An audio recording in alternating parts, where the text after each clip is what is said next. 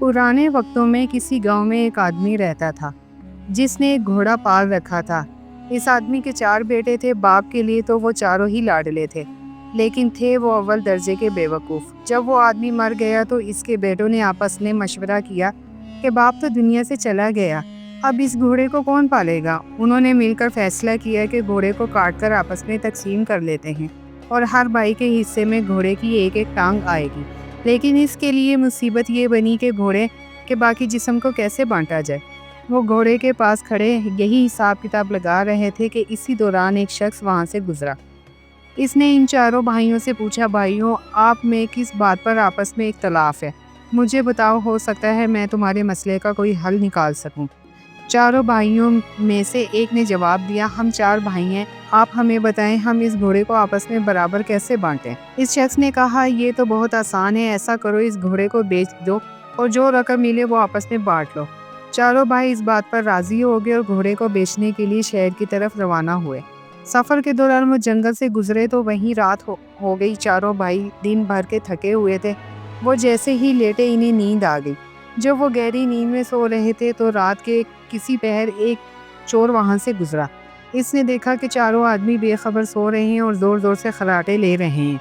चोर आहिस्ता से घोड़े की तरफ बढ़ा, घोड़े की रस्सी खोली और आहिस्ता से घोड़े को भगा कर वहाँ से चला गया। थोड़ी देर बाद एक भाई की आंख खुली तो इसने देखा कि घोड़ा वहाँ से गायब है। फौरन इसने दूसरे भाइयों को भी जगाया और बताया कि हमारा घोड़ा चोरी हो गया है। एक भाई ने अंगड़ाई लेते हुए कहा, सो जाओ, रमज़ान खान ले गया होगा, सुबह देख लेंगे। जब सुबह चारों भाइयों की आंख खुली तो वो रमज़ान खान को ढूंढने निकल पड़े। रास्ते में उन्होंने एक ऊंट के पास पाँव के निशान देखे तो इनमें से एक भाई कहने लगा, ये देखो ऊंट के पाँव के निशान। दूसरे ने कहा, भाई ये किसी नर ऊंट के पाँव के निशान है। तीसरा कहने लगा, ये ऊंट तो एक आंख से अंधा भी लगता है। अब चौथा बोला, रस्सी तोड़कर भागा होगा।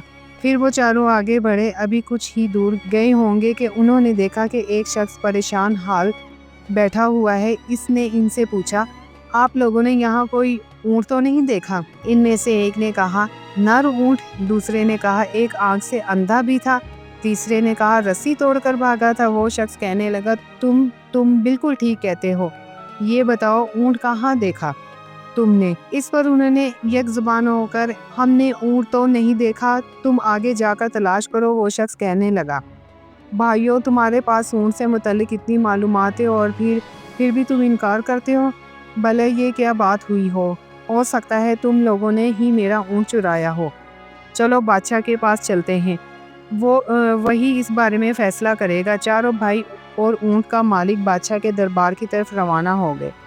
चलते चलते वो एक शहर में पहुंच गए। एक गली में उन्होंने एक शख्स से पूछा, ये रमज़ान खान का घर कहाँ है? इसने साथ वाले के घर की तरफ इशारा किया। इसी वक्त इस घर से एक शख्स निकला और कहने लगा, रमज़ान खान मैं हूँ, कहो क्या बात है?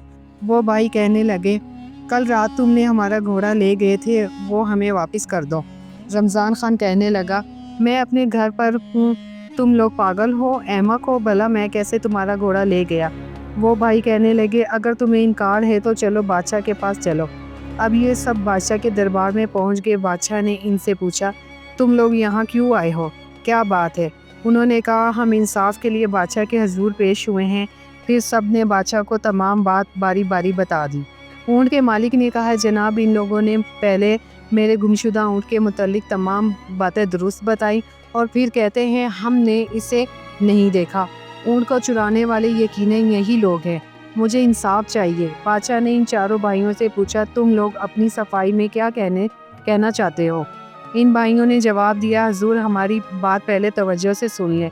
रात को रमज़ान खान ने हमारा घोड़ा चोरी कर लिया। अभी वो इतना ही कह पाए थे कि रमज़ान खान ने कहा, जा मुझे इसके मुतालिक बिल्कुल इल्म नहीं, मुझे ये लोग बिला वजह पकड़ लाए हैं। अब बादशाह ने इन चारों भाइयों से पूछा, ये बताओ जब रमज़ान खान घोड़ा चोरी करके ले जा रहा था तो तुम में से किसी ने इसे देखा?